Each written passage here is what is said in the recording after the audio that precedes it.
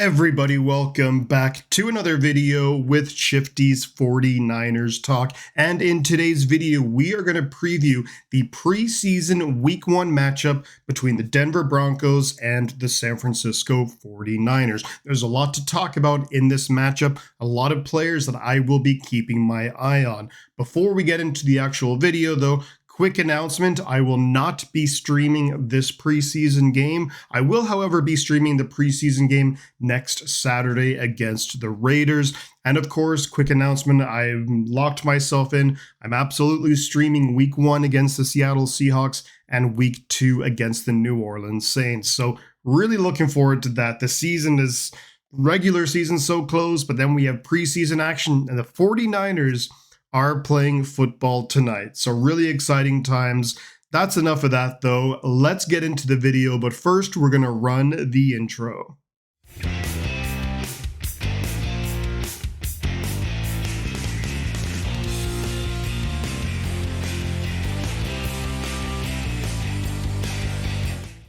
When it comes to preseason games, it's a very different way, in my opinion, of looking at the games from a fan's perspective.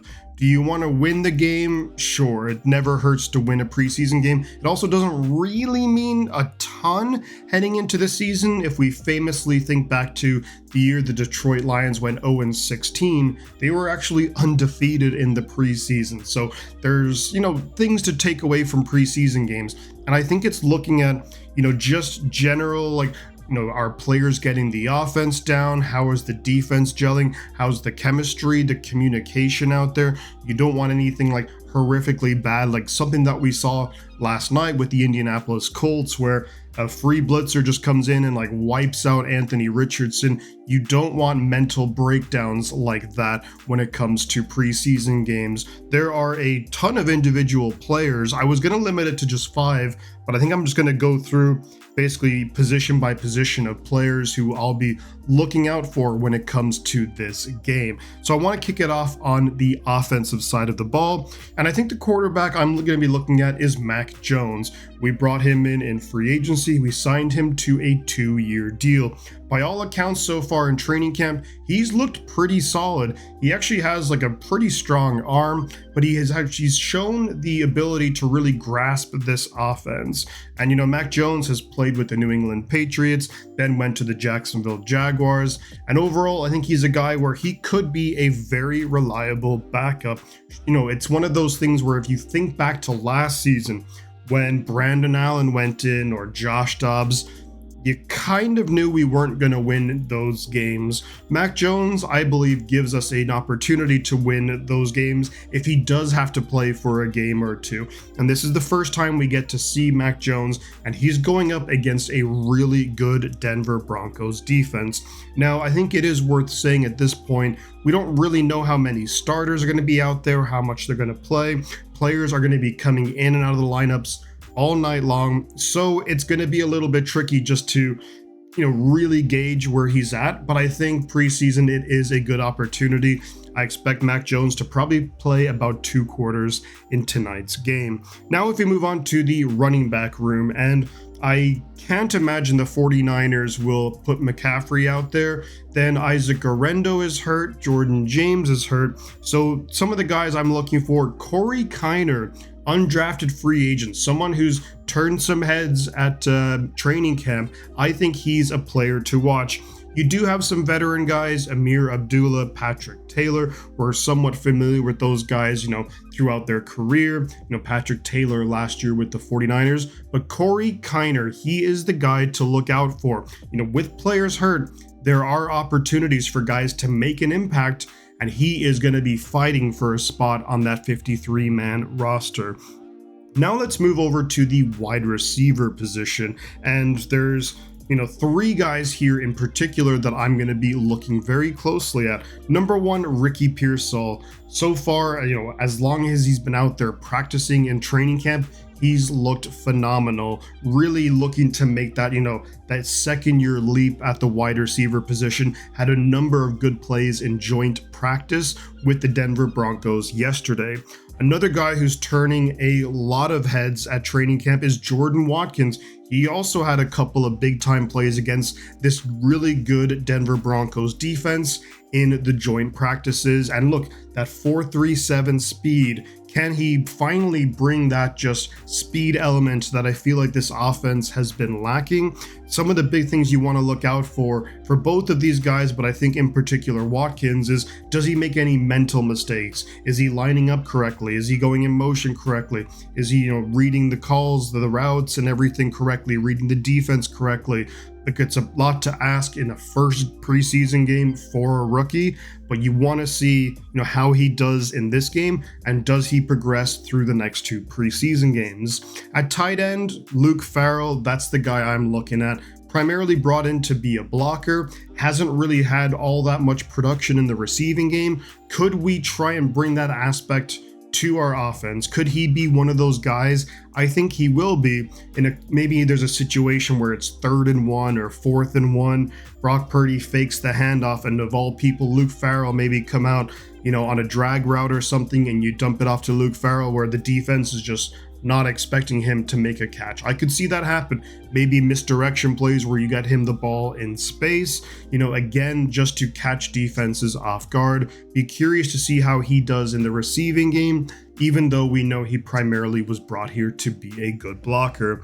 Then on the offensive line, Ben Bartch is a guy at left tackle we really want to key on, because he's going to be one of those guys where we expect him to hold down that left guard spot, playing beside Trent Williams. And then you have Jake Brendel in center. Now, speaking of the center position, Matt Hennessy is someone that we also want to look at the center position. He's someone who's played a number of years in the NFL. He's had some injuries and whatnot, but overall, if he can regain his form that he had with the Atlanta Falcons a number of years ago, that's someone who I think could really challenge Jake Brendel.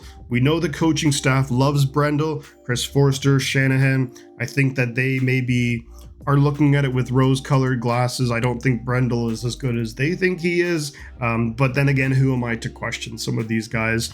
However, it'll be curious to see a guy like Matt Hennessy going out there, playing snaps, getting reps against a really good defensive front from the Broncos, and could he help, or could he push Jake Brendel for that starting spot? Another guy I want to see is Dominic Pooney. Has he elevated his game from year 1 to year 2? That would be awesome to see, and that would just be another position on the offensive line solidified. Now we're going to move on to the defensive side of the ball, coming right up.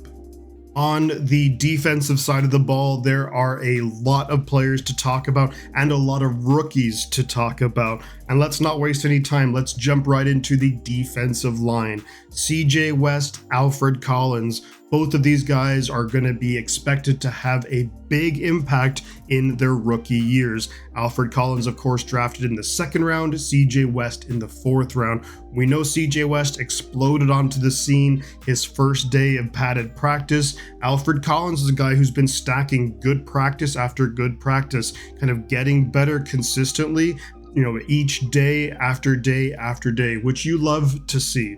And I think about it where both of these guys, I believe they're going to play a lot of snaps tonight, but also in the regular season, we are going to be counting on these guys. Some of the other depth here at defensive tackle for the 49ers is not amazing, to say the least. Kevin Givens is out injured. Jordan Elliott, not really a starting caliber defensive tackle in my opinion. Then you look at other guys, and another guy who I do want to have a look at if he's playing tonight is going to be Evan Anderson. Undrafted free agent last year. He really made a name for himself considering where he wasn't even drafted, and he made a number of solid plays, I think, in his rookie year. And can he elevate his game? Can he show development from year 1 to year 2? That would be awesome to see. If you can kind of have that trio of West and Collins and Anderson, 3 young defensive tackles that you can kind of build around, that would be huge for the 49ers defense. Keep an eye out on CJ West and Alfred Collins. Every defensive snap, I feel like I'm going to be zeroed in on them. Now let's move to the edge position. Someone I want to look at is going to be Robert Beal Jr., someone who hasn't really had a ton of opportunities so far, but this is a great chance for him. Unfortunately, Mykel Williams did get injured in joint practice yesterday. Doesn't seem to be anything too serious, but he will miss tonight's game. Nick Bosa, I think there's almost no chance that he's out there. Then you look at another guy I want to talk about is Bryce Huff, someone that we brought in via a trade from the Philadelphia Eagles. Played with Robert Saleh in his defense before, had 10 sacks. Does he provide that speed element off the edge that we're sorely lacking? But I think I want to jump back real quick to Robert Beal, someone who actually was a teammate of Michael Williams back in 2022. It's going to be a really tough battle for some of those, end of the roster positions to get onto that 53-man roster. Unfortunately, Sam Okuwanu, he suffered an injury, so he's going to miss a few weeks, but this gives Robert Beal a junior. Can he try and solidify himself as on getting a roster spot? How will he look getting after the quarterback, making plays? That's going to be really interesting to see, in my opinion, from the 49ers at the edge position. Now, if we move on to the linebackers, and there's two pretty obvious choices here. I'm talking D. Winters. He's been the guy who's been the talk of training camp. Is he going to be the guy who can step in and be good beside Fred Warner? Can he be the next kind of Dre Greenlaw-esque type player? Those are some huge shoes to fill. But, I think D. Winters, will he get to that level? Probably not. But can he show that he is a solid, reliable linebacker to have out there? That offenses want to go away from a guy like Fred Warner, so D. Winters is going to have to be disciplined and be where he needs to be and read offenses. And if he can do that and put himself in a good situation, that is going to be huge for the 49ers defense as well. Having those, Batman and Robin type guys at linebacker like Warner and Greenlaw was just such an advantage for the 49ers when you know that you have two great linebackers, right back there being able to roam around and make plays all over the field. Let's also talk about rookie third-round pick Nick Martin, someone who is lightning quick. He's not afraid to hit. He's on the smaller size of things, but he is just super lightning quick. He's not afraid to use his body, get aggressive and lay a big hit. That's going to be really interesting to see. I think it's someone where with Nick Martin, I believe he was, potentially overdrafted, and we haven't heard too much of Nick Martin. Saleh has said he's done well in training camp. This is a chance for him to prove it with the big lights on. It is preseason, but still a lot of eyes are going to be on Nick Martin. There's always high expectations for linebackers with the 49ers when you consider, in the third round, we drafted Fred Warner, and then in the third round, maybe 10, 15 years ago, we drafted Navarro Bowman. So maybe it's unfair expectations, and I'm not saying that he needs to be or has to be that good of a player, but if he was, that would be awesome. And now let's move on to the final linebacker to talk about quickly, and that's Curtis Robinson, someone who was having a great training camp last year and a really good preseason. Then, unfortunately, he tore his ACL. Curtis Robinson is someone who's been with us for a number of years. We've played this kind of scheme for, with Nick Sorensen, and prior to that with D'Amico Ryans. So I think Curtis Robinson, can he try and reclaim one of those spots on the 53-man roster? He's going to have a tough challenge up against Luke Gifford. Something that actually helps both Gifford and Robinson is they do provide some serious special teams abilities, so that's awesome. But how can they play at the linebacker position?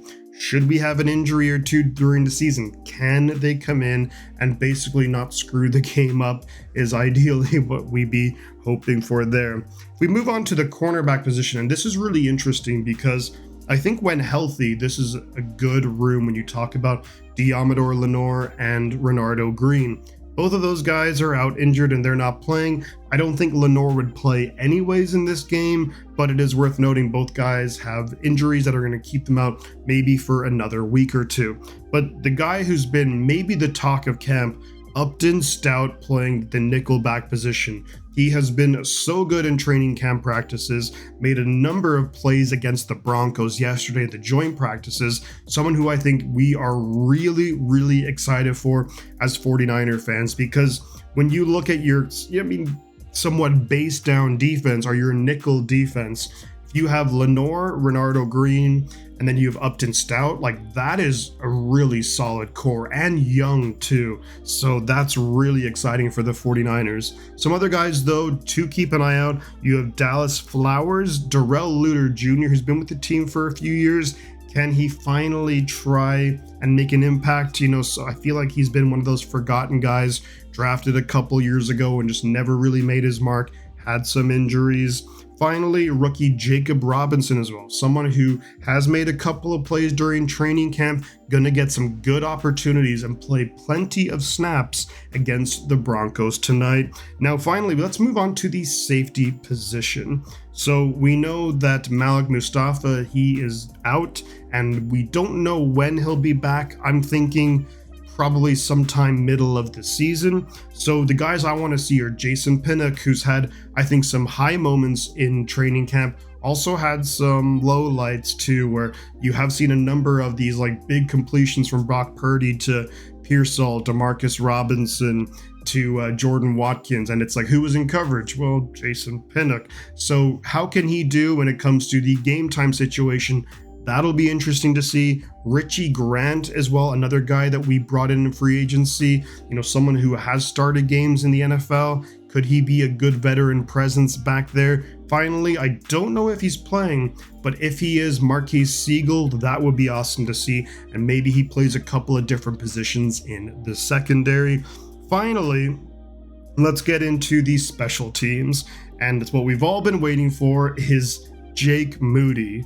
Preseason, look, there's not necessarily pressure to win games. However, I think the guy who's under the most pressure in this game is going to be Jake Moody. The 49ers recently cut kicker Greg Joseph.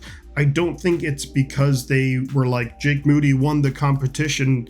I think it was more a case of the Niners, we have had a lot of injuries, and to keep two kickers, on the roster at this point just didn't make a ton of sense. If Moody struggles tonight, don't be surprised if you see us sign Greg Joseph in the next coming days. I think he's going to have a pretty short leash in these preseason games, but this, it's such an important thing for him to just build that confidence. If you look back to 2 years ago when he was a rookie, his preseason game against the Raiders, I believe, was a disaster. He missed like 4 or 5 kicks, and it was not good. This is going to be the first real challenge for Jake Moody. Can he mentally get his head back in the game and just be the kicker that he was at Michigan?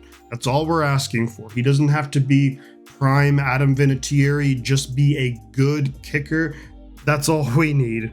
Finally, when it comes to special teams, I will be looking at the special teams coverage units. What does Brant Boyer have? What's he going to be installing with regards to the way that we approach the special teams coverage?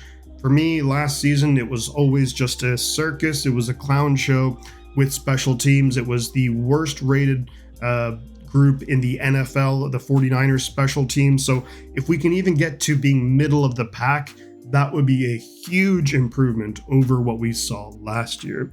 But there you have it, guys. So there are a ton of players to watch in this preseason game when you have so many rookies and so many younger players and new free agents brought in, and unfortunately you have a number of players hurt, plus a lot of the veteran guys will be getting the game off tonight, so there's a lot of new faces to see, and this is a great chance to see some of these guys for the first time in the red and gold. Well, there you have it. Enjoy the game tonight, guys. Hopefully the Niners look good, come away with a win, and most importantly, there are no injuries.